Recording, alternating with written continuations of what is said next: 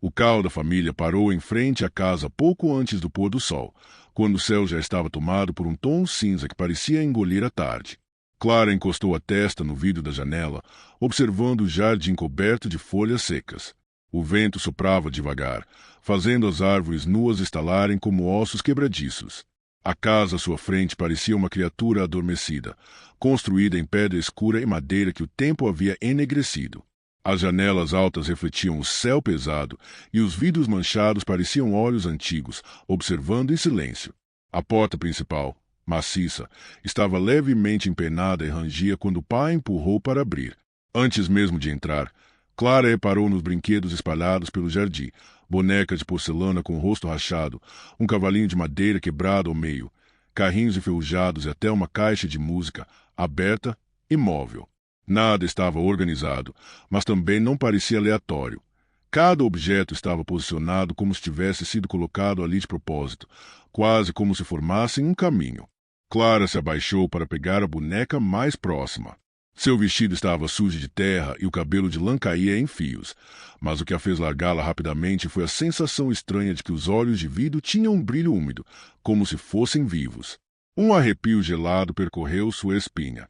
Ao atravessar a porta, o ar mudou. Dentro da casa o cheiro era denso, uma mistura de madeira antiga, mofo e algo adocicado, como mel queimado.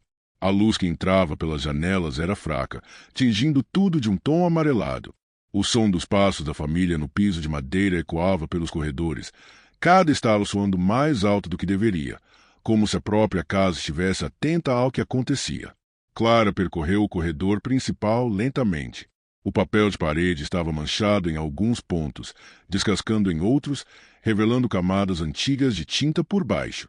Havia quadros antigos nas paredes, mas as imagens estavam tão desbotadas que quase não se distinguiam os rostos pintados. Ainda assim, Clara teve a impressão de que alguns olhos a seguiam quando ela passava. Enquanto os pais conversavam sobre onde colocariam os móveis, ela se afastou discretamente e abriu uma das portas laterais. O quarto estava vazio, exceto por uma cadeira de balanço antiga no canto, voltada para a janela. O chão estava coberto por poeira, mas havia marcas frescas, como se alguém tivesse sentado ali recentemente. Clara se aproximou devagar e encostou a mão na madeira. Estava fria, fria demais para algo que deveria estar no mesmo ambiente que o resto da casa. Um som distante fez Clara se virar rapidamente. Algo metálico rolou no corredor. Quando olhou pela porta, viu um pequeno carrinho de brinquedo parado bem no meio do caminho, algo que não estava ali antes. Seu coração acelerou. Clara! A voz da mãe ecoou do andar de baixo, quebrando o silêncio pesado. Ela respirou fundo, tentando ignorar a sensação de que alguém ou alguma coisa estava observando cada passo que dava. Ao se virar novamente para o corredor, o carrinho não estava mais lá. Clara desceu as escadas sem olhar para trás, sentindo o peso da casa ao seu redor. Era como se ela respirasse devagar, observando, aguardando. No fundo, Clara teve certeza de uma coisa: aquela não seria apenas uma casa. Era um lugar que guardava memórias, segredos e talvez algo que não queria ser perturbado. A primeira noite foi silenciosa demais. Clara deitou-se em seu quarto, mas demorou para pegar no sono. O vento lá fora fazia as árvores se agitarem, e cada estalo do piso de madeira parecia vir de um ponto diferente da casa. O cheiro adocicado que sentirá ao chegar ainda estava ali, mas agora misturado a um leve aroma de fel, como se houvesse sangue seco em algum lugar. Por volta da meia-noite, Clara acordou com uma estranha sensação de que algo tinha mudado. A lua iluminava o quarto através da janela, e o brilho pálido revelava detalhes que antes não estavam lá. Os brinquedos que tinham sido deixados empilhados num canto agora estavam espalhados pelo chão, alinhados em fila, como se tivessem sido organizados por mãos pequenas durante a noite. Ela se sentou na cama, sentindo o coração bater mais rápido. Quando seus olhos se acostumaram à escuridão, percebeu que as bonecas estavam viradas para ela. Não de forma aleatória. Todas estavam voltadas em sua direção, como se a observassem. Um barulho suave veio do corredor, como o som de algo rolando no chão. Clara se levantou devagar, cada passo fazendo o piso render de maneira incômoda. Ao abrir a porta do quarto, viu um pequeno carrinho de brinquedo parado no meio do corredor. Um vento gelado passou por ela, mesmo com todas as janelas fechadas. De repente, o carrinho começou a se mover sozinho, deslizando lentamente até bater na parede. Clara deu um passo para trás, tentando entender o que tinha visto, quando ouviu um som distante, um riso infantil, baixo e abafado, ecoando em algum lugar da casa. Não era um som alegre, mas algo estranho, quase debochado. Na manhã seguinte, Clara tentou contar aos pais o que tinha acontecido, mas eles estavam ocupados demais com a organização da mudança para dar atenção. Ao voltar ao quarto, encontrou algo novo, um pequeno pedaço de papel dobrado em cima da cama. Ao abri-lo, leu uma frase escrita com uma caligrafia irregular, quase infantil. Brinque comigo. Ela sentiu o estômago revirar. Os brinquedos que estavam no canto do quarto pareciam estar mais próximos de sua cama. Seus olhos de vidro brilhavam com a luz que entrava pela janela, como se refletissem algo que não estava presente no quarto. À noite, a sensação piorou. Clara acordou mais de uma vez sentindo passos leves no corredor, como se alguém, ou algo, estivesse andando ali. Os sons paravam sempre que ela olhava pela porta. Em certo momento, jurou ter visto a sombra de uma criança passando correndo em frente ao seu quarto, mas quando acendeu a luz, o corredor estava vazio. Cada detalhe parecia querer deixá-la à beira do medo absoluto. A cadeira de balanço que se movia sozinha no quarto ao lado, os brinquedos se mudavam de lugar sem que ninguém tocasse neles, e a sensação constante que havia alguém ali, apenas fora de vista, esperando que ela voltasse a dormir. Quando a madrugada se aproximou, Clara se encolheu na cama, sem coragem de fechar os olhos. A casa, silenciosa, parecia respirar junto dela. As noites seguintes foram cada vez mais difíceis para Clara. Ela começou a evitar dormir, permanecendo acordada por horas, ouvindo cada estalo da casa. Parecia que as paredes sussurravam, que o ar ficava mais pesado a cada minuto. O cheiro adocicado, antes quase imperceptível, agora invadia o quarto de madrugada, misturado a um odor metálico que lembrava ferrugem. Na terceira noite, Clara acordou com o som de algo caindo. Quando abriu os olhos, viu que todos os brinquedos do quarto estavam no chão, espalhados ao redor da cama em um círculo imperfeito. Os olhos de vidro das bonecas refletiam a luz da lua de um jeito perturbador. Ela ouviu passos no corredor. Passos leves, como de crianças descalças correndo. O som se aproximava, depois se afastava, depois voltava de novo, até parar bem diante da porta do seu quarto. O silêncio que se seguiu foi pior que o barulho. Clara se levantou, tremendo, e abriu a porta. O corredor estava mergulhado em sombra, mas ela percebeu algo ao fundo, uma pequena bola rolando devagar sozinha, até parar diante da porta do quarto ao lado. A porta rangeu e se abriu lentamente, sem que ninguém a empurrasse. O quarto estava vazio, mas a cadeira de balanço no canto começou a se mover sozinha, balançando lentamente.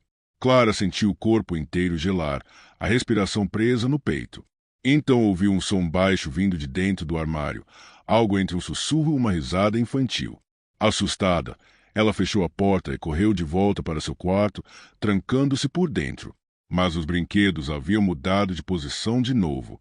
Agora formavam uma palavra no chão, cuidadosamente alinhados. Fique. O medo a paralisou. Ela se encolheu na cama, tentando não fazer barulho. Foi então que percebeu que não estava sozinha. Uma sombra se movia devagar no canto do quarto, alta e fina, como se fosse reflexo de alguém que não estava ali. Os olhos da sombra eram duas manchas negras, sem luz.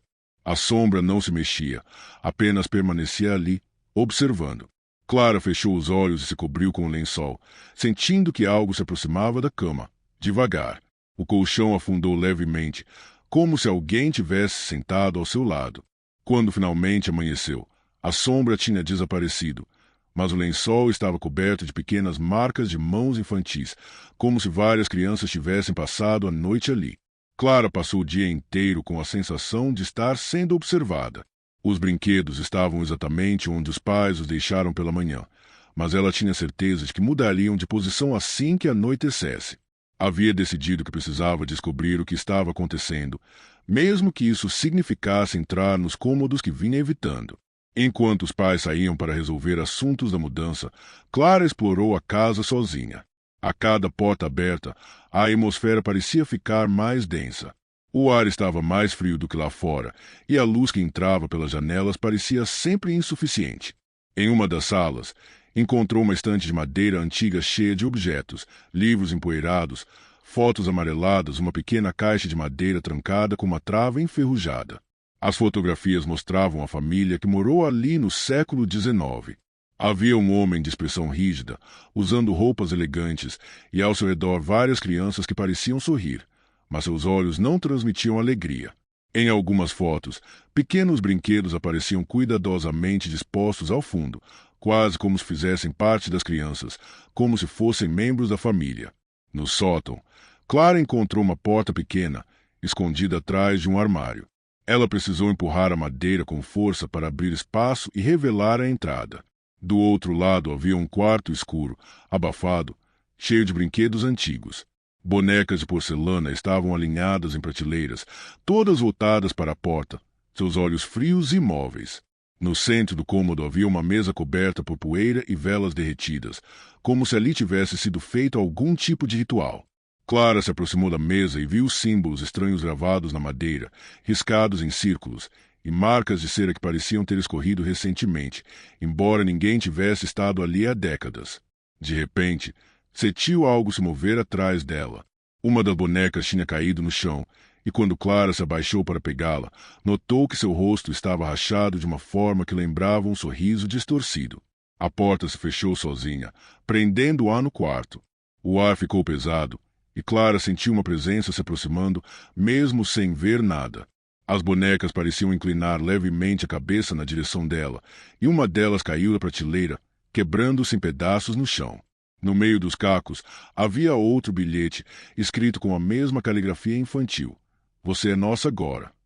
O som de passos pequenos começou a preencher o cômodo, circulando ao redor dela, sem que houvesse ninguém ali.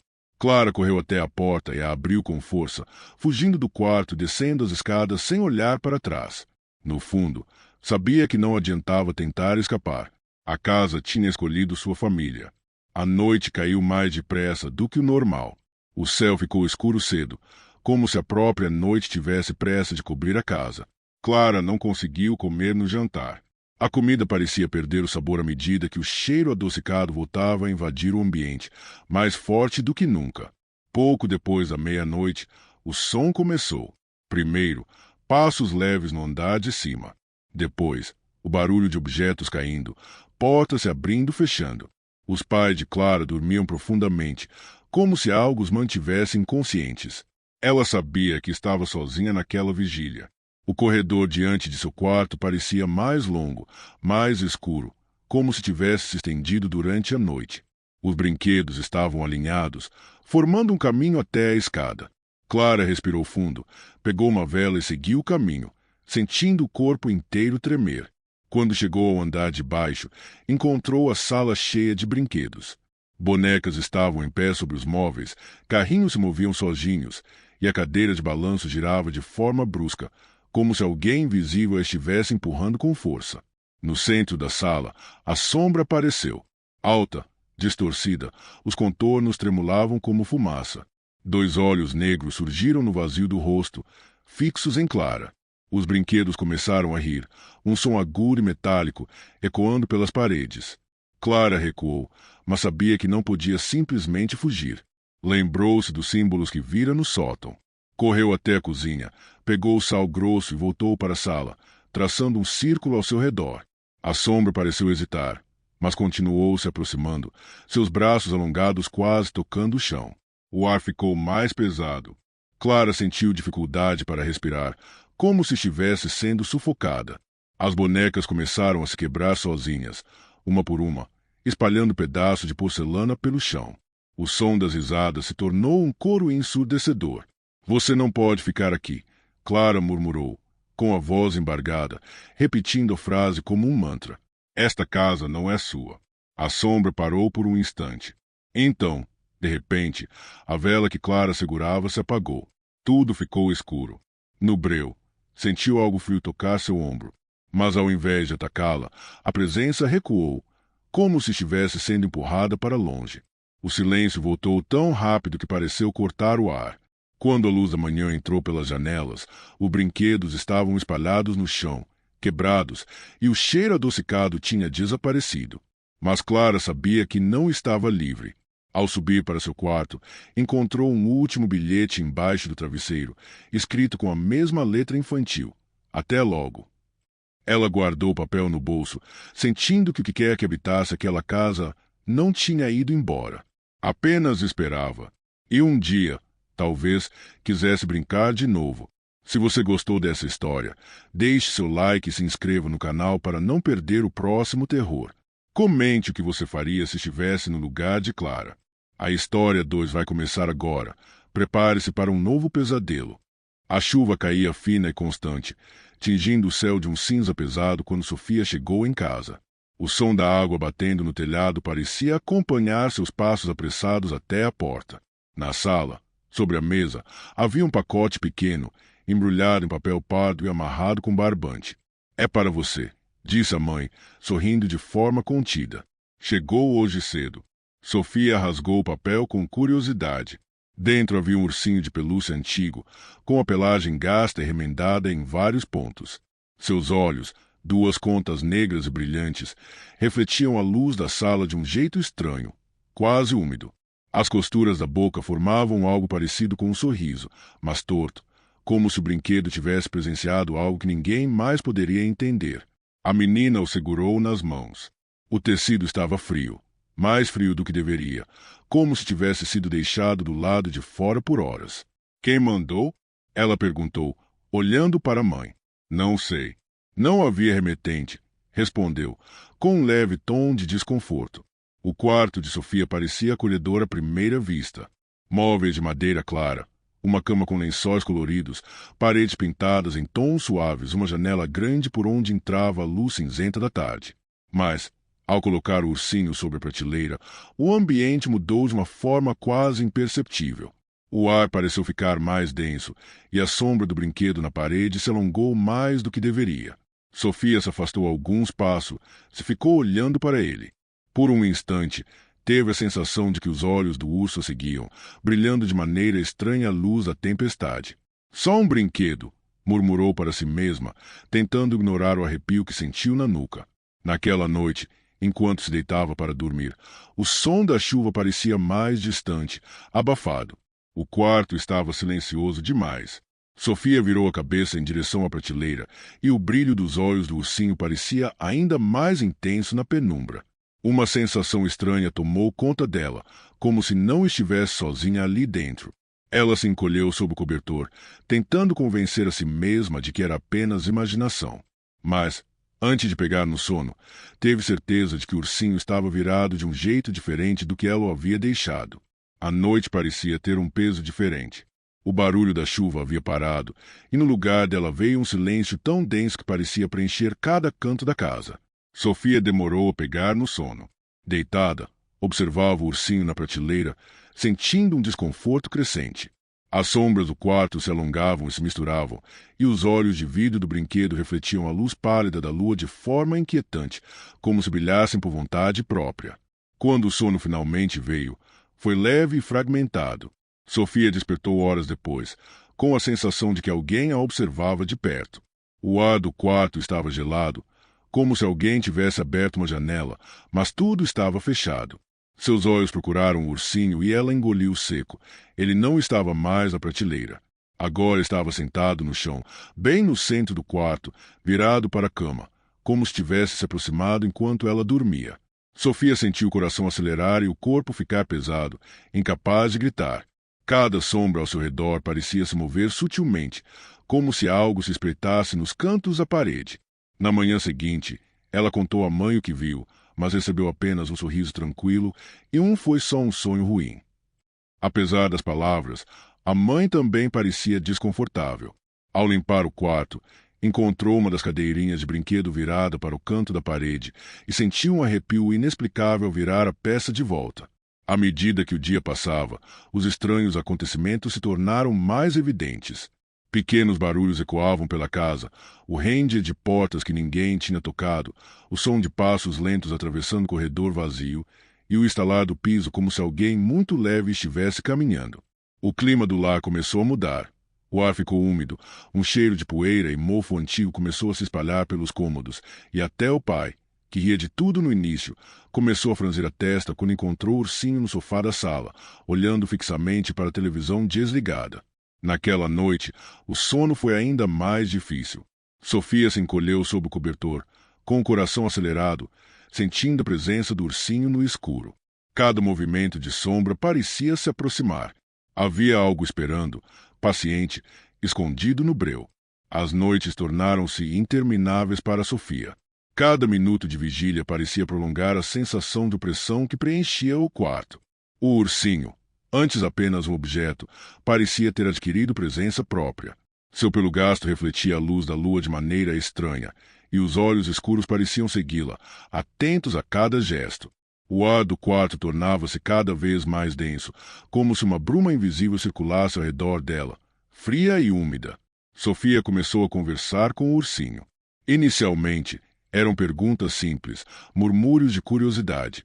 Mas aos poucos, sua voz mudou, tornando-se firme, quase autoritária, como se algo dentro dela fosse guiado pelo brinquedo. Era difícil dizer se eram suas palavras ou respostas silenciosas do ursinho, uma comunicação que só ela podia sentir. Cada frase deixava o ar mais pesado, preenchido por uma presença que parecia observar cada pensamento, cada suspiro. À medida que a noite avançava, o ursinho começou a se mover sozinho. Ele deslizou do chão para a cama, mudando de posição de maneira que desafiava a lógica. Sempre que Sofia desviava o olhar, encontrava-o em outro ponto do quarto, virado de frente para ela. A respiração da menina acelerava, e um frio constante percorria sua espinha. Era como se cada sombra do quarto se alongasse e respirasse em sincronia com o ursinho, criando formas sutis nas paredes, que pareciam observá-la, sorrindo silenciosamente. A família começou a perceber que algo não estava certo. Objetos do quarto apareciam fora do lugar, portas permaneciam entreabertas sem explicação, e o ar pesado deixava a sensação de que estavam sendo vigiados. Cada visita ao quarto de Sofia provocava desconforto imediato, uma pressão invisível no peito, como se houvesse alguém ali, apenas à espera de que percebessem sua presença. Sofia, cada vez mais envolvida, começou a falar com o ursinho por longos períodos, gesticulando como se estivesse dialogando com uma outra pessoa. Sua voz tornava-se mais grave, mais estranha, carregando um tom que não parecia inteiramente seu. O quarto respondia de forma quase mágica. A cadeira de balanço se movia sozinha. Sombras alongavam-se e se transformavam em figuras indistintas, e o ursinho parecia antecipar seus pensamentos, mudando de posição antes mesmo que ela completasse uma frase. A cada noite, a tensão aumentava. Sofia não conseguia mais distinguir onde terminava ela e onde começava a influência do brinquedo. Cada respiração se tornava consciente, cada passo calculado. As paredes pareciam se fechar ao redor dela, carregadas de uma vida própria, e o quarto, antes seguro e familiar, transformava-se em um palco silencioso de observação, manipulação e terror iminente. O clima da casa havia mudado de forma palpável. Cada cômodo parecia carregado de uma energia estranha, e até os pais de Sofia começaram a sentir a presença que a menina não podia mais esconder. Ela passava horas sozinha no quarto, conversando com o ursinho como se fosse alguém vivo, e seus olhos, antes alegres e curiosos, agora refletiam algo distante, quase estranho. Foi o pai quem primeiro encontrou pistas sobre a origem do brinquedo. Entre livros antigos e registros guardados na estante da sala, descobriu relatos de uma criança desaparecida décadas atrás. O ursinho fora mencionado como o último presente da menina, antes que ela sumisse sem deixar vestígios. Alguns documentos sugeriam que o brinquedo havia sido amaldiçoado por um ritual antigo, capaz de vincular sua presença a qualquer um que se aproximasse demais. Enquanto isso, o comportamento de Sofia tornava-se cada vez mais preocupante. Ela falava sozinha por longos períodos, gesticulava como se estivesse obedecendo a instruções invisíveis e olhava fixamente para cantos vazios do quarto. O ursinho permanecia no centro da atenção, movendo-se sozinho de vez em quando, mudando de posição sutilmente, sempre quando ninguém observava. Objetos do quarto começaram a se desorganizar de forma inexplicável. Uma cadeira estava caída, um brinquedo fora do lugar, e livros empilhados no chão pareciam ter sido jogados com intenção. O ar carregado trazia uma mistura de cheiro de mofo, cera queimada e algo adocicado, quase imperceptível, mas irritante, que se impregnava nas roupas e na pele. Em uma tentativa de entender, a mãe de Sofia entrou no quarto durante a tarde, apenas para sentir-o mudar assim que cruzou a porta. O ursinho estava sentado sobre a cama, olhos fixos nela, e parecia inclinar levemente a cabeça, como se a observasse com inteligência própria. A sensação de que algo estava errado era insuportável, e um arrepio percorreu sua espinha. À noite, a influência do brinquedo se tornou mais evidente. Sofia começou a falar com ele em tom firme, como se estivesse dando ordens, e o ursinho, silencioso, respondia com pequenos movimentos, uma inclinação da cabeça, um leve roçar de pelo, um deslocamento sutil, mas suficiente para deixar claro que não se tratava de acaso. As sombras do quarto se moviam junto com cada gesto, e a respiração da menina parecia sincronizar com a presença que preenchia o espaço, tornando o ambiente sufocante. Cada descoberta deixava claro que o ursinho não era apenas um brinquedo. Era uma entidade que influenciava, manipulava e observava, crescendo em poder a cada noite. A família começou a perceber que, quanto mais tentava ignorar, mais forte se tornava a presença, e que Sofia já não era inteiramente ela mesma. A noite caiu mais cedo naquela casa, como se o céu tivesse decidido esconder qualquer vestígio de luz. O ar estava pesado, carregado de um cheiro adocicado misturado com mofo e algo indefinível, metálico, que lembrava ferro antigo. Sofia não conseguia dormir. Sentada na cama, abraçava o ursinho com força, como se sua segurança dependesse daquele objeto sombrio. A família percebeu que não havia mais como ignorar a situação. Cada passo que davam pelo corredor fazia o piso de madeira render de forma exagerada, como se estivesse anunciando sua presença. Cada cômodo parecia respirar junto com o ursinho. Cada sombra se movia em resposta ao menor gesto. Na sala, a família se reuniu, determinada a enfrentar o que quer que estivesse atuando por meio do brinquedo. O ursinho, imóvel no centro do quarto, parecia maior, os olhos negros refletindo a luz fraca de maneira quase consciente. Cada movimento da família era acompanhado por um peso invisível, como se mãos fantasmagóricas os pressionassem para trás. Quando tentaram pegá-lo, o ursinho se afastou sozinho, deslizando pelo chão de maneira impossível. As sombras na sala começaram a se alongar, formando figuras que se contorciam e avançavam, sempre mantendo distância, mas transmitindo uma ameaça silenciosa e intensa. Sofia, hipnotizada pelo brinquedo, começou a obedecer às suas instruções sem perceber, murmurando palavras que ninguém entendia. O pai lembrou-se dos símbolos antigos que havia lido sobre o ritual, pegando sal grosso e traçando um círculo ao redor do ursinho. As sombras hesitaram, e por um instante o ar ficou mais leve, mas a presença não desapareceu. Cada tentativa de controle fazia o ambiente reagir. Portas batiam, objetos caíam, e uma sensação de observação constante preenchia todos os cômodos da casa. Sofia se aproximou do círculo, como se atraída por uma força irresistível. A mãe correu para detê-la, segurando-a com firmeza, mas o ursinho permaneceu imóvel, olhos fixos nela, como se estivesse satisfeito em ver seu poder reconhecido. A tensão psicológica atingiu o auge. A respiração de todos ficou pesada, os corpos trêmulos, e o quarto parecia girar levemente em torno da presença silenciosa e maléfica do brinquedo. Quando madrugada chegou, a família conseguiu afastar parte da influência do ursinho, colocando no centro de um círculo protetor improvisado e mantendo Sofia segura. O ar tornou-se menos sufocante e o cheiro adocicado diminuiu. Mas o ursinho permaneceu no quarto, imóvel, olhos fixos, lembrando que a ameaça não havia sido totalmente derrotada. A sensação de que a presença ainda observava, esperando o momento certo para agir, permaneceu impregnada em cada sombra e cada canto da casa. Se você gostou do vídeo, não se esqueça de se inscrever e deixar o seu like. Sinta-se à vontade para dar novas sugestões e deixar algum relato ou história sombria nos comentários. Até a próxima!